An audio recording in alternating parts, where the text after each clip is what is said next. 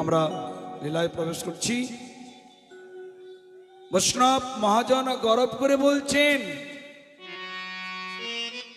আরে মোর গৌরাঙ্গরায় গৌরাঙ্গরায় সুরধ্বনির মাঝে যাইয়া নবীন নাবিক হইয়া সহচর মিলিয়া খেলা সহচর মিলিয়া খেলাই প্রিয় গদাধর সঙ্গে পুরা বড় ভাষ রঙ্গে গৌর হরিয়ামা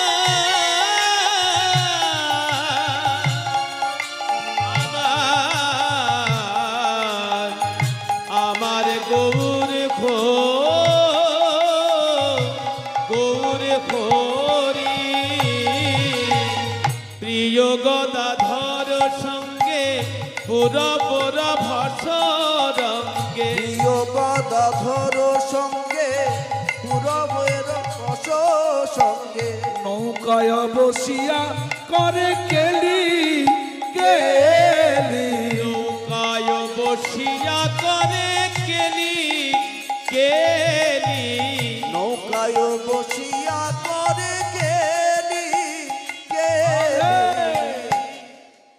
গৌরী অন্যান্য পার্শ্বদের নিয়েছে, গদাধরকে সামনে বসিয়েছে, নৌকা বিহার করছেন মাঝ গঙ্গায়, গঙ্গার মধ্যখানে চলে গিয়েছে। এবার গদাধরকে সামনে বসিয়েছে, নৌকা বিহার করতে করতে হঠাৎ গৌরী কি করলেন, বৈঠা ছেড়ে দিলেন, ছেড়ে দিয়ে নৌকার দুপাশে এইভাবে দুই পাশে চরণ দিয়ে কি করছে, একবার এদিকে একবার ওদিকে, একবার ডাইনে একবার বামে নৌকা টলাচ্ছি। এইভাবে যদি ঝুঁক দেওয়া হয় কি হবে, ডুবু ডুবু করে না বহিছে বিষম গো ডুবু ডুবু করে না বহিছে বিষম ডুবু ডুবু করে নাই বহিছে বিষম ডুবু করে না বহিছে বিষম ডুবু ডুবু করে না বহিছে বিষম ডুবু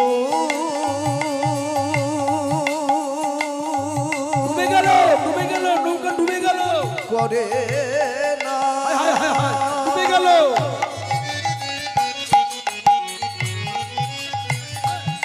বহিছে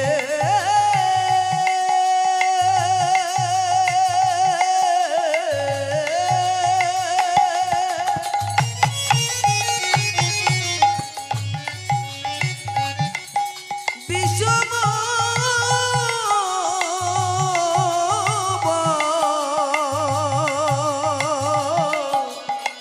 বিষম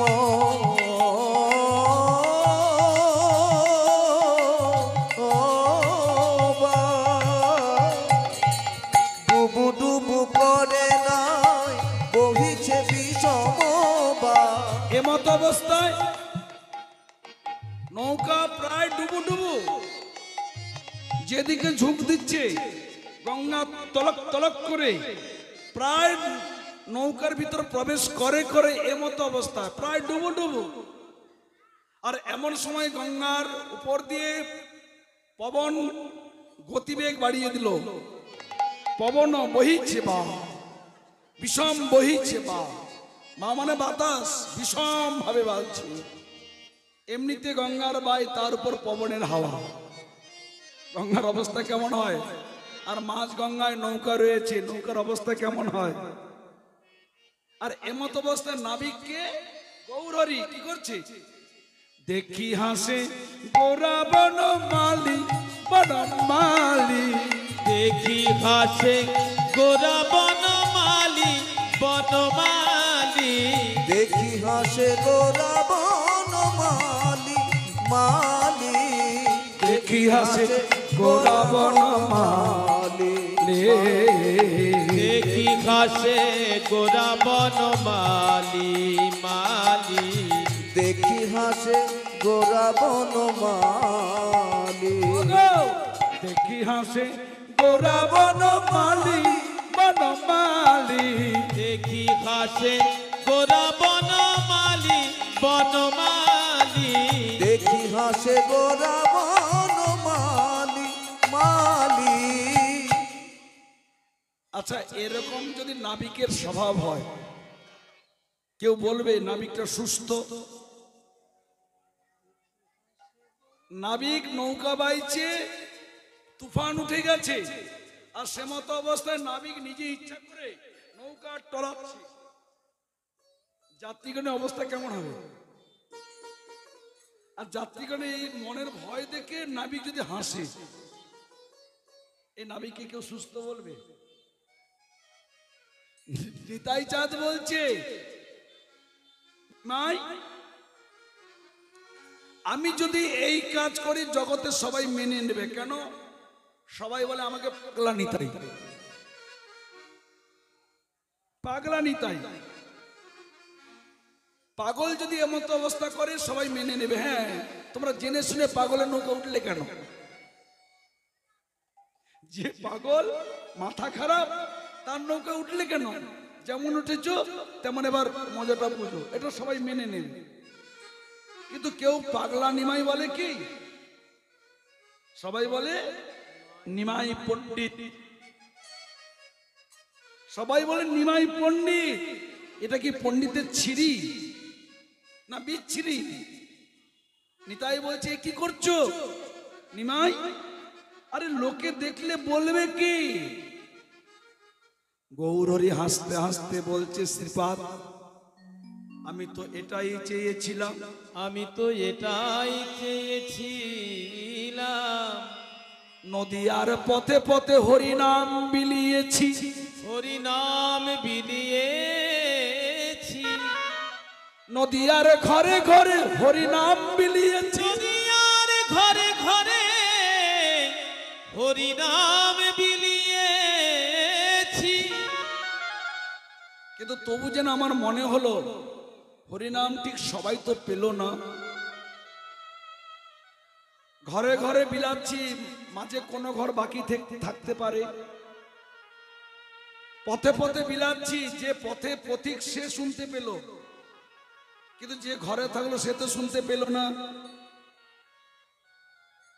তাই আমি চিন্তা করলাম ঘাটে ঘাটে নাম বিলাবো।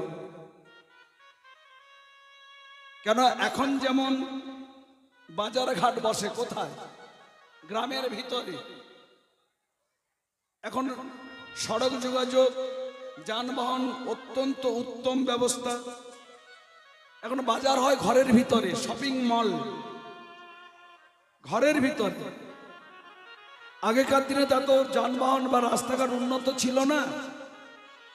মানুষের উন্নত, তখনকার দিনে মানুষ উন্নত জায়গা বেছে নিত, নদীর ধার, জল যোগাযোগ, নৌকা সহযোগে অতি সহজে ভারী মালপত্র বহন করা যাবে অল্প পরিশ্রমে।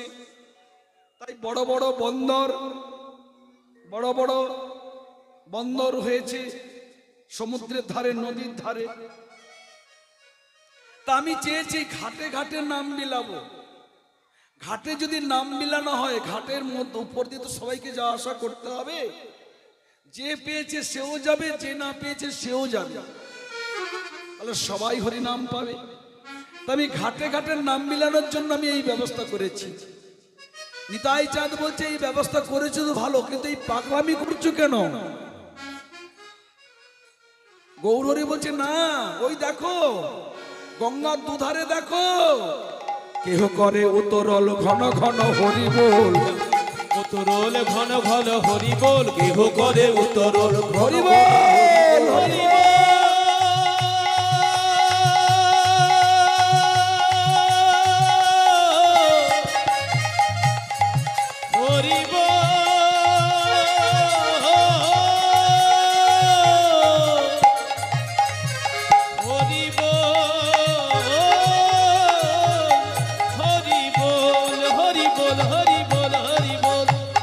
করে উত্তরণ ঘন ঘন তাই গৌর হরি বল। হরি বল। কেহ করে উত্তরল ঘন ঘন হরি বল। কেহ করে উত্তরণ ঘন ঘন হরি বল। নদিয়ার দুকুলে দেখে, নদিয়ার দুকুলে দেখে, নদিয়ার দুকুলে দেখে, সবাই হরি নাম করিছে, হরি নাম করেছে, সবাই হরি নাম করিছে, গৌরীতাই দেখে তারা হরি নাম করিছে। নিতাই দেখে তারা হরি নাম করেছে, গৌরনীতায় দুটি ভুঁড়ি, সবাই হরি হরি নাম করে হরি বল। হরি হরি নাম করে, নিতাই দেখে তারা হরি হরি নাম করে, সবাই হরি হরি বলেছে, হরি হরি বলেছে। গৌর হরি বলছে শ্রীপাদ ওই দেখো গঙ্গা দুধারে দেখো লক্ষ লক্ষ নরনারী নদিয়ার নাগরী তারা সবাই হরিনাম করছে। কেন? আচ্ছা আমরা যদি পাড়ে দাঁড়িয়ে নদীর পাড়ে দাঁড়িয়ে দেখছি ওই নৌকাটা আসলে ওপারে যাব, তাহলে নৌকাটার আসা পর্যন্ত দাঁড়িয়ে থাকি। এবার নৌকাটা আসছে বা নৌকা যাচ্ছে, এমত অবস্থায় মাঝ নদীতে গিয়ে যদি হঠাৎ তুফান উঠে যায়, নৌকা টলমল করে, যারা নৌকায় থাকে তারাও ভগবানকে ডাকে, আর নদীর দুপারে যারা দাঁড়িয়ে দেখে তারাও ঠাকুরকে ডাকে, ভগবানকে ডাকে, ঠাকুর ওই যাত্রীদের সুস্থভাবে ওপারে পৌঁছে দাও বা এপারে পৌঁছে দাও, প্রভু হে ঠাকুর হে ভগবান হে হরি। আকুল হয়ে ডাকি কিনা? ডাকি তো। গৌরহরি নিতাই চাঁদকে বলছে শিবা দই দেখো, ওরা আমি যে নৌকা টলাচ্ছি ওরা জানে না, আমি যে পবনকে ইশারা করে বলছি একটু ঘন ঘন বাতাস বহ, ওরা জানে না। দেখো আমাদের বিপদ আগত দেখে নদিয়ার দুকুলে গঙ্গার দুকুলে লক্ষ লক্ষ নরনারী কেমন ঠাকুরকে ডাকছে হরিনাম করতে আমাদের মঙ্গলের জন্য। রাধে রাধে। হরিনাম এমনই মহামন্ত্র নাম, বদনে উচ্চারণ হওয়া মাত্র, কর্ণকুহরে প্রবেশ করা মাত্র, শ্রবণ মঙ্গলং শ্রীমদাততং ভূমি গৃহ্ণন্তি ভূরিদা জনা ভূরিদা ভূরিদা। যেজন নাম দান করে তাকে বলা হয় দাতার শিরোমণি। বৃন্দাবন দাস ঠাকুর চৈতন্য ভাগবতে গৌরহরির বন্দনা করতে গিয়ে বলছে অং নম মহাবদন্নায়, ওং নম মহাবদন্নায়। গৌরহরিকে বলছে তুমি মহাবদন্নায়, মানে জগতে যত দাতা রয়েছে সকল দাতার শিরোমণি। আচ্ছা গৌরহরি কাকে কি দান করেছে গো? অন্নদান, গোদান, ভূমিদান, স্বর্ণদান, কন্যাদান, এগুলো কিছু করেছে? কোন শাস্ত্রে প্রমাণ আছে? মহাজনের মুখে শুনতে পাই আমরা গৌরহরি এ সমস্ত দান করেননি, কিন্তু গৌরহরিকে বলছেন কি নম মহাবদন্নায়, তুমি দাতার শিরোমণি। কেন? কৃষ্ণ প্রেম প্রদায়তে, কৃষ্ণ প্রেম প্রদায়তে। হে গৌরহরি তুমি জগৎকে কৃষ্ণ প্রেম দান করেছো। এই কৃষ্ণ প্রেম দান হলো সব থেকে শ্রেষ্ঠ দান। কোন অসৎ ব্যক্তিকে, কোন দুরাচারী ব্যক্তিকে, ভক্তিহীন ব্যক্তিকে যদি কৃষ্ণ নাম দিয়ে তাকে ভজন পথে আনা হয়, এর মতো বড় দান আর কিচ্ছু হয় না। কলিযুগে নাম ছাড়া নাই আর ধর্ম, সর্বাগ্রের নাম। মহাপ্রভু বলছেন নাম ছাড়া কলিযুগে নাহি আর ধর্ম। হর্ষে প্রভু কহে শোনো স্বরূপ রাম রায়, কলৌ নাম সংকীর্তন পরম উপায়। নাম সংকীর্তন যজ্ঞে করে কৃষ্ণ আরাধন, সেই তো সুমেধা, সেজন সুবুদ্ধিমান, সেজন পায় কৃষ্ণের চরণ। আচ্ছা মায়েরা, ইচ্ছা হয় না ঘরের গাভীর দুগ্ধ একটু নাড়ু বানিয়ে বা ক্ষীর বানিয়ে একটু মিষ্টান্ন বানিয়ে গৌরকে ভোগ লাগাই ইচ্ছা হয় না? হয় না? গৌরহরির সামনে বসে একটু গৌরহরির নাম করি, গৌরহরির কথা গৌরকে শোনাই, একটু নাম করে গৌরকে শোনাই, ইচ্ছা হয় না? এই ইচ্ছা যদি পূরণ করতে হয়, এই মনের স্বাদ যদি পূর্ণ করতে হয়, সব থেকে আগে বেশি করে নাম করুন। মুখে তো নাম করতে হবে, সর্বগ্রে গুরু পদাশ্রয়, বৈষ্ণব গুরু চরণাশ্রয় করে নামের মালাটা নিতে হবে। আমার মহাপ্রভুর সকল পার্ষদ প্রত্যেকে লক্ষ্য নাম রেখে ভজন করেছেন, লীলা স্মরণ করেছেন। নাম যদি না করো, নামের মালায় যদি জপ না করো, তোমার হাতের বানিয়ে দাও ওই নাড়ু বা ক্ষীর বা মিষ্টান্ন বা ষোড়শ উপাচারের নৈবেদ্য সাজিয়ে গৌরকে যদি রান্না করেও দাও, গৌর হরি গ্রহণ করবেন কিনা জিজ্ঞাসা চিহ্ন। নাম সবাইকে করতে হবে, সংখ্যা পূর্বক নাম গান নতিভি কলা বসানি কৃত নিদ্রাহার বিহার কাদি বিজিত চতুর্থ দিনৌচ রাধা কৃষ্ণ পদার বিন্দে ভজনানন্দিন মন্তালিক বন্দে রূপ সনাতন রঘুযুগ শ্রীজীব গোপালক। ষড়গোষ্ঠামিষ্টকমে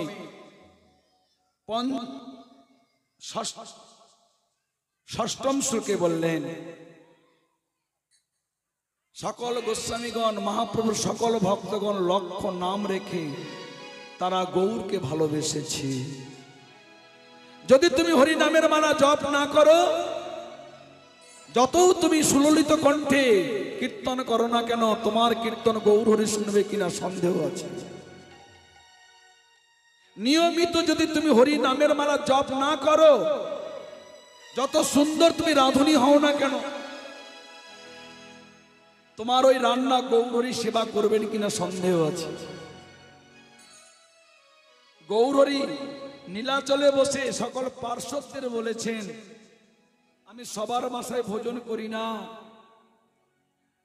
যে জন লক্ষেশ্বর হবে, লক্ষেশ্বর হবে, লক্ষেশ্বর হবে, আমি তার বাসায় ভোজন করি, যে জন লক্ষেশ্বর হবে, তার বাসায় ভোজন করি, যে জন লক্ষেশ্বর হবে, তার বাসায় ভোজন করি, যে জন লক্ষেশ্বর হবে।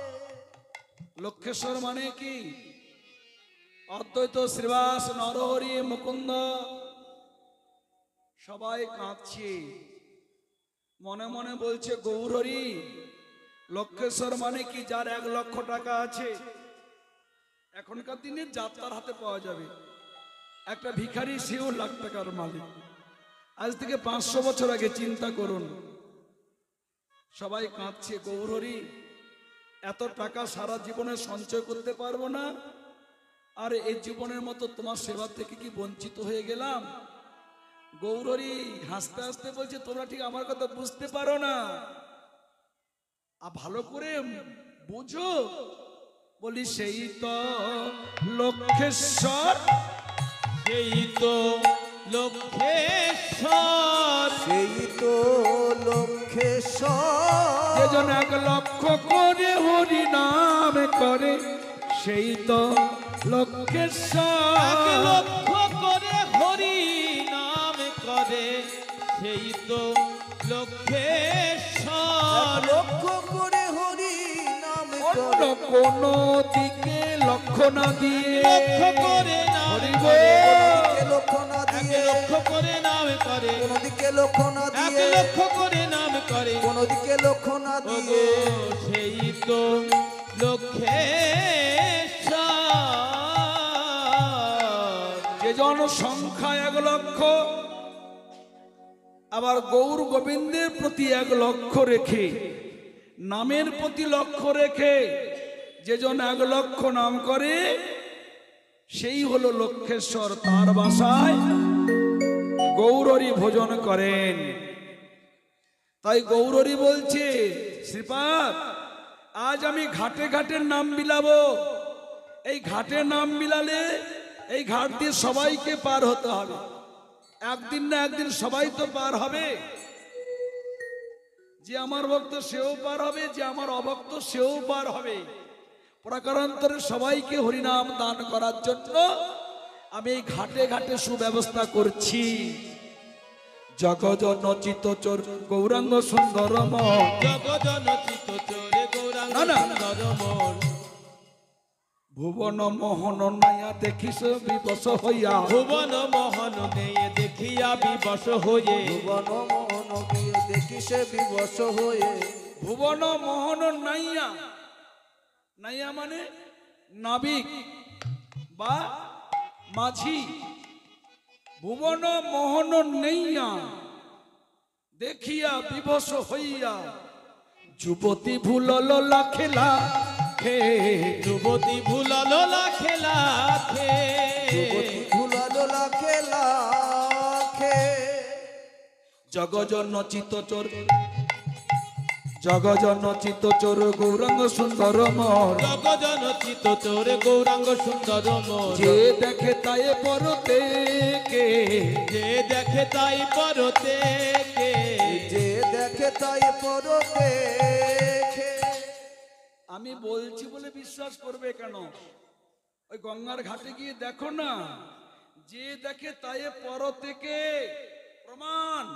যে গৌর সুন্দরকে দেখেছে সেজন্য ওই চরণে সঁপে দিয়েছে, ওই চরণে সঁপে দিয়েছে, সেজন ওই চরণে সঁপে দিয়েছে। গৌর চরণ ভালোবেসে ওই চরণে সঁপে দিয়েছে। গৌর চরণ ভালোবেসে ওই চরণে সঁপে দিয়েছে।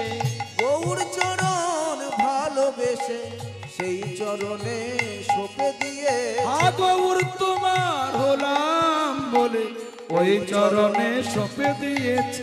গৌর তোমার খোলাম ওগো দেহ মন প্রাণ জীবন যৌবন, গৌর হরি তোমার বল। খোলাম বলে, দেহ মন প্রাণ জীবন যৌবন। গৌর তোমার খোলাম বলে ওই চরণে সঁপে দিয়েছে। জগজন চিত্তচোর গৌরাঙ্গ সুন্দর মোর। জগজন চিত্তচোরে গৌরাঙ্গ সুন্দরমোর। জগজন চিত্তচোর গৌরাঙ্গ সুন্দরম। জগজন চিত্তচোর গৌরাঙ্গ সুন্দর মোর। গৌরহরিকে যে দেখেছে তার ধর্মের বিপর্যয় ঘটে গেছে। গৌর সুন্দরকে যে দেখেছে সে তার ধর্ম ঠিক রাখতে পারেনি। তার প্রমাণ এই জগতে শুধু নরনারী নয়, পশু পাখি পর্যন্ত তাদের ধর্মের বিপর্যয় ঘটেছে। নীলাচল থেকে বৃন্দাবন অভিমুখে যাত্রার সময় ঝাড়খণ্ডের বনপথ দিয়ে গৌরহরি চলছেন বৃন্দাবনে।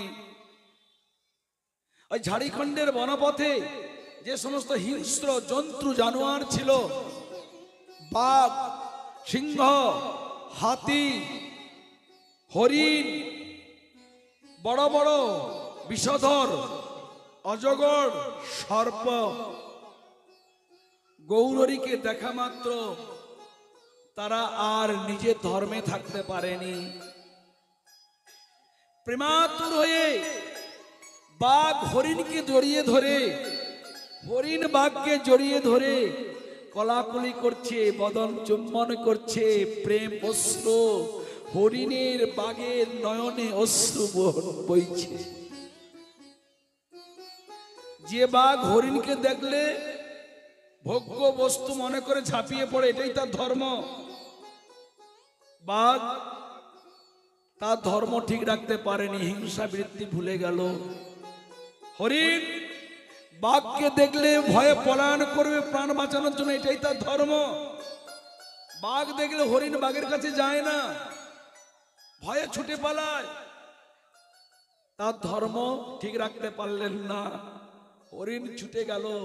যেমন একজন বৈষ্ণব আরেকজন দূরের থেকে বৈষ্ণবকে দেখলে আনন্দে অধীর হয়ে মনে ভাবে কখন একটু ছুটে গিয়ে একটু চরণধুলি নেব, কখন একটু সাক্ষাৎ করব, কখন একটু গৌর ইষ্টের কথা শুনবো বলবো, মন আকুলিত হয়। বাঘ হরিণকে দেখে, হরিণ বাঘকে দেখে দুজনার ধর্ম থাকলো না, আলিঙ্গন করছে, কোলাকুলি করছে, বদন চুম্বন করছে। গৌরহরি পিছনে পিছনে সবাই চলছে। এবার ঝাড়খণ্ডের বন পার হয়ে গ্রামের ভিতর দিয়ে যাবেন। গৌরহরি পিছনের দিকে তাকিয়ে বলছে, তোমরা যেখান থেকে যে এসেছো সেখানে চলে যাও, আমার সঙ্গে আর যাবে না। গৌরহরির এই বজ্রসম বাক্য তারা মনে করে তারা পাথরের মতো দাঁড়িয়ে থাকলেন, এক পাও অগ্রসর হতে পারল না। গৌরহরি আদেশ, যতক্ষণ পর্যন্ত গৌর সুন্দরকে দেখা যায় সকল হিংস্র প্রাণীগণ, হরিণ আদি, বাঘ সিংহাদি অপলক নয়নে শুধু নয়ন জলকে সম্বল করে যত দূর পর্যন্ত দেখা যায় তত দূর পর্যন্ত যেন তারা মুনির মতো মৌন হয়ে মনের তুলিকা দিয়ে কল্পনারূপ রং দিয়ে যেন হৃদয় চিত্রপটে গৌর সুন্দরের মূর্তি তারা অঙ্কন করে নিচ্ছে। বনের গ্রামের আঁকাবাঁকা পথে গৌরহরি যখন দৃষ্টির অন্তরালে চলে গেলেন, ব্যথিত হৃদয় নিয়ে সকল বন্য পশুগণ, জন্তু জানোয়ারগণ তারা যে যেখান থেকে এসেছিল সেখানে চলে গেল। একটা আশ্চর্যের বিষয় কি জানেন? হরিণ ও তো তৃণভোজী, লতাভোজী, যতদিন বেঁচে ছিল গৌর আরাধনা করতে করতে তৃণ ঘাস খেতে খেতে জীবন ধারণ করলেন, আহার আদি করলেন। কিন্তু বাঘ, সিংহ, অজগর এরা তো তৃণভোজী নয়, এরা তো প্রাণীভোজী। এদের যদি খিদা নিবৃত্তি করতে, হিংসা বৃত্তি করতে হবে, হিংসা বৃত্তি না করলে তো আহার করতে পারবে না। হিংসা বৃত্তিকে তারা আশ্রয় করলেন না।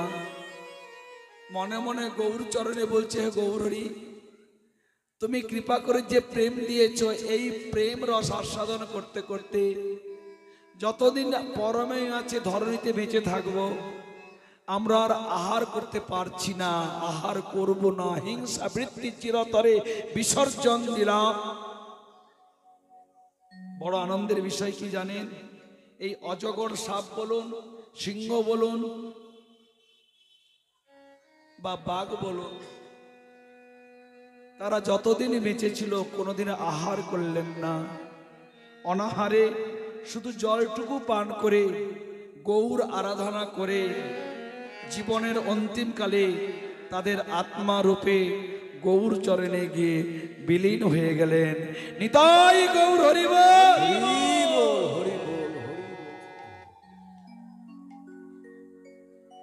গৌরহরিকে যে দেখেছে তার ধর্মের বিপর্যয় ঘটে গেছে, সে তার ধর্মে থাকতে পারেনি। বৃন্দাবন থেকে নীলাচলে আসবার কালে বনপথ দিয়ে আসছে, সঙ্গে রয়েছে বলভদ্র ভট্টাচার্য আরো অনেক ভক্ত। বনের মধ্যে হঠাৎ গৌরহরি প্রেম বিকারে মাটিতে আছাড় খেয়ে পড়ল। গ গ গ গ শব্দ করছে, ছটফট করছে, মুখ দিয়ে ফেনা ঝরছে। বলভদ্র ভট্টাচার্য আজ সকল ভক্তগণ গৌরহরিকে ঘিরে ধরেছে, সেবা যত্ন করছে, শুশ্রূষা করছে। ওই বনে একজন মুসলমান, তিনি মুসলমান পাঠান, ওই বনের অধিপতি, ওই জায়গার অধিপতি, ওই বনে তিনি পায়চারি করছিলেন। হঠাৎ দেখলো ঘোড়ার পিঠে চড়ে আসছে। কি হলো? একটা সোনার বর্ণের লোক পড়ে আছে, চতুর্দিকে তাকে অনেকে ঘিরে ধরেছে। কি হচ্ছে দেখি তো। কাছে এলেন, এসে দেখছে সোনার বর্ণের লোকটা ছটফট করছে, মুখ দিয়ে ফেনা ঝরছে। চিনতে পারেনি, বুঝতে পারেনি। বলভদ্র ভট্টাচার্যকে ডেকে বলছে, যে এইখানকার অধিকর্তা আমি, শাসন বিভাগে আমি রয়েছি, আমার নাম পাঠান, মুসলমান। মনে হয় তোমরা কোন ধূর্ত লোক হবে, হয় ডাকাত বা দস্যু হবে। এই সন্ন্যাসীকে ধুতুরার বীজ খাইয়ে নেশাগ্রস্ত করে ওর কিছু সম্পদ অপহরণ করার চেষ্টা করছো না? দাঁড়াও, আমি এক্ষুনি আমার পদাতিক আনছি, তোমাদের ধরে বেঁধে কারাগারে নিয়ে যাব। বলভদ্র ভট্টাচার্য বলছে, যে তোমার কথাবার্তা চালচলন দেখে মনে হয় তুমি এখানকার অধিপতি। বলছে, হ্যাঁ। ভদ্র হয়ে দাঁড়িয়ে থাকো। এই সন্ন্যাসীকে আমরা নেশা ভাঙ, ধুতরার বীর গাঁজা কিচ্ছু খাওয়াইনি। অপেক্ষা করো, এটা মাঝে মধ্যে হয়। গোসাই যখন সুস্থ হয়ে উঠবে, এই গোসাইকে জিজ্ঞেস করো এই গোসাই আমাদের চিনে কিনা, আমরা কে হই। যদি বলে আমাদের চেনে না, তখন আমাদের ধরে কারাগারে নিয়ে যাও। তার আগে যদি বেশি উৎপাত করে, তোমার কত লোক আছে, আমি এক্ষুনি যদি বনে দাঁড়িয়ে হুঙ্কার দেই না, শত শত সশস্ত্র পদাতিক ছুটে আসবে। মুসলমান পাঠান দাঁড়িয়ে রইলেন। খানিকক্ষণ পর গৌরহরি ভাব সম্বরণ করলেন, সুস্থ হয়ে উঠে বসলেন। মুসলমান পাঠান গৌরহরির কাছে গিয়ে বলছে, ও গোসাই, ভয় পেও না, নির্ভয়ে বলো এখানকার অধিপতি আমি, তুমি আমার অতিথি, তোমার সেবা যত্ন করা, তোমাকে রক্ষা করা আমার দায়িত্ব। নির্ভয়ে বলো এরা কারা, বলো, সত্যিকারে চেনো না? বলো না, দেখো তোমার সামনে ওদের কি করে দেখো। গৌরহরি বলছে, না না, ওরা আমার অত্যন্ত প্রিয় আপনজন। তোমার কি হয়েছে? আমার মৃগী রোগ আছে। গৌরহরি বলছে, আমার না এই মৃগী রোগ মাঝে মধ্যে হয়, আর যখন এই মৃগী রোগটা হয় না, এরা আমার সেবা যত্ন করে, এদের সহযোগিতায় আমি বেঁচে আছি গো। ধীরে ধীরে ধীরে ধীরে গৌরহরি তার প্রেমের মহিমা প্রকাশ করছে।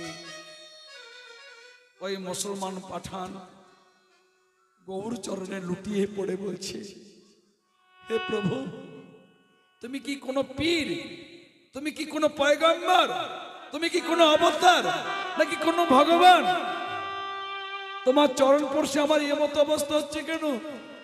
হে প্রভু, প্রভু আমাকে এই ভিক্ষা দাও, তোমার ওই মৃগী রোগটা যেন জন্ম জন্মান্তর আমাকে ধরে, আমি যেন তোমার মতো কৃষ্ণ বলে কাঁদতে পারি। মুসলমান পাঠান বৈষ্ণব হয়ে গেল। আমাদের গৌড়ীয় বৈষ্ণব জীবনীতে নাম উঠে গেল পাঠান বৈষ্ণব বলে। গৌরহরিকে যে দেখেছে তার ধর্মের বিপর্যয় হয়ে গেছে। গৌর চরণে নিজেকে সঁপে দিয়েছে, আর হবে নাই বা কেন? আমরা যাকে দেখছি, যার কথা শুনছি, এই গৌরহরি কে? কাকে দেখছি? আমরা গৌরহরিকে দেখছি না, আমরা কৃষ্ণকে দেখছি না, আমরা রাধা ঠাকুরানীকে দেখছি। অন্তর কৃষ্ণ বহির গৌরা, ভিতরে কৃষ্ণ বাইরে রাধা। বাইরে যিনি রয়েছেন উনি রাধা ঠাকুরানী, মাদলাক্ষ মহাভাব স্বরূপিনী বৃষভানু দুলালিয়া শ্রীমতী রাধারানীর ভাব, প্রেম, অঙ্গের বর্ণ নিয়ে কৃষ্ণ গৌর হয়ে এসেছেন। আর এই গৌর মানে রাধারানীকে যে দেখবে সে কি ঠিক থাকতে পারবে? কৃষ্ণ নিজে পর্যন্ত টলে যায়।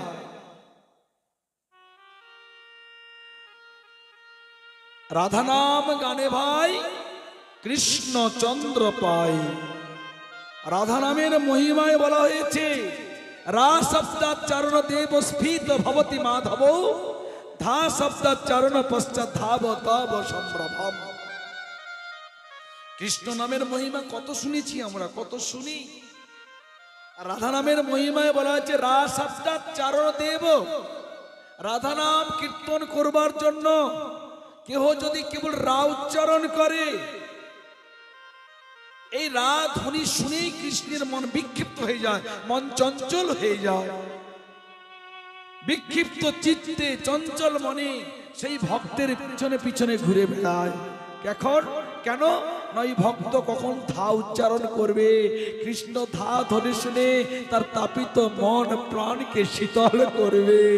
রাধে রাধে। এমন রাধা নামের মহিমা, সেই রাধারানী অঙ্গের বর্ণ ভাব প্রেম কৃষ্ণের মধ্যে মাখামাখি রয়েছে। ভিতরে কৃষ্ণ, বাইরে রাধারানী। আর সেই রাধারানীকে দেখলে সে কি ঠিক থাকতে পারে? তার চিত্ত চুরি হবে না? এই জন্য মহাজন বলছেন জগজন চিত্ত চোর গৌরাঙ্গ সুন্দর মন, জগজন চিত্ত চোর গৌরাঙ্গ সুন্দর মন, জগজন চিত্ত চোর গৌরাঙ্গ সুন্দর মন। কে দেখে তাই পরতে কে, যে দেখে তাই পারতে কে, যে দেখে তাই পরতে কে। যে দেখেছে সে আর ঠিক থাকতে পারেনি। গৌর চরণে নিজেকে সঁপে দিয়ে গৌর আরাধনায় ব্রতী হয়েছে। ভুবন মোহন নাইয়া যোগীতে ভুবত হইয়া, দিন রামানন্দে হেন আনন্দ স্কন্ধে, দেখিয়া ভুবন মোহন নেইয়া দেখিয়া বিবশ হইয়া, যুবতী ভুলল লাখে লাখে। জগজন চিতচোর গৌরাঙ্গ সুন্দর মর, যে দেখে তায়ে পর থেকে কহে দিন রামানন্দে ইহা নয় আনন্দ স্কন্ধে। কহে দিন রামানন্দে হেন আনন্দ স্কন্ধে, কহে দিন রামানন্দে এহেন আনন্দ স্কন্ধে। বঞ্চিত হইলাম মই একে, বঞ্চিত হইলাম ওই একে, বঞ্চিত মহিলা মুই একে।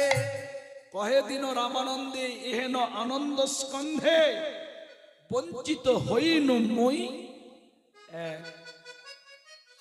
বলি আমার ভাগ্যে হলো না গো, আমার ভাগ্যে হলো না গো, আমার ভাগ্যে হলো না গো। গৌর চরণ আরাধনা আমার ভাগ্যে হলো না গো।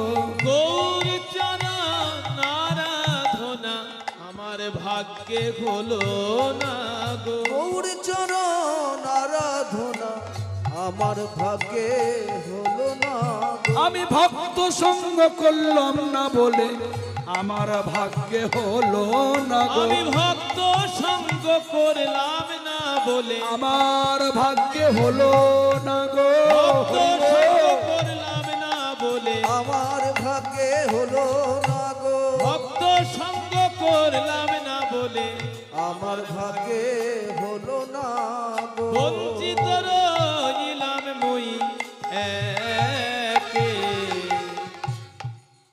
আমি যদি গৌর ভক্ত সঙ্গ করতাম, নিশ্চয়ই গৌর ভক্তের সঙ্গে ওদের ভালোবাসার গৌরকে নিশ্চয় আমিও পেতাম।